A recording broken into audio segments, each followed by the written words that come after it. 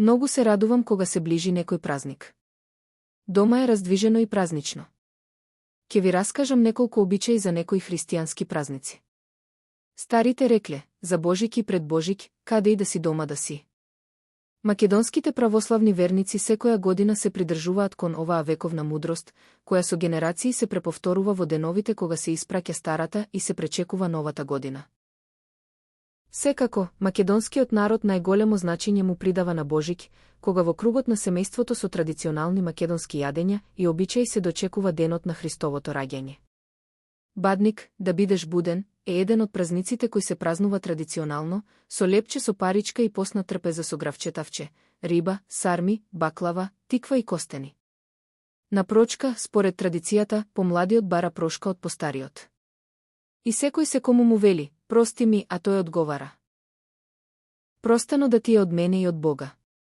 Така прави секој кон секого, и машко и женско, помладиот кон постариот, но и постариот кон помладиот.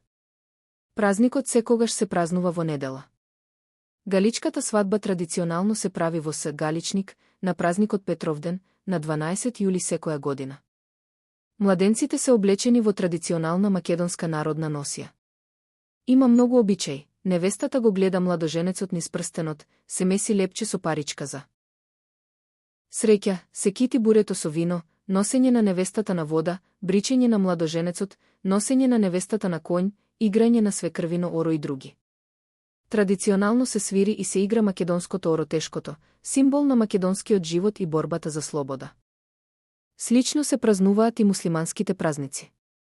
Со нетрпение чекам да дојде Рамазан Бајрам, па Курбан Бајрам.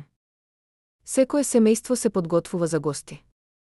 Многу се радувам и бројам колку раце треба да бакнам, оти сум најмала, на родителите, бабите и дедовците и сите постари роднини, дури и на брат ми, оти е постар. Колку раце, толку подароци. Баклавата веќе е на масата. Одвај чекам свечено да се облечам. Србите ги слават сите христијански празници, а некои и повеќе денови. Најмногу се крсна слава кога семејството слави некој христијански светец. Секој србин има по еден ден од годината кој го слави и тој ден се нарекува крсен ден, благ ден или свет ден. Вечерта. Пред славата доаѓа свештеник кој го осветува домот и ги благословува домашните. Обичај е тогаш да се подготвува славската погача или колач кој свештеникот го сече и го полива со вино. Сите од семејството сме дома и подготвуваме свечена трпеза.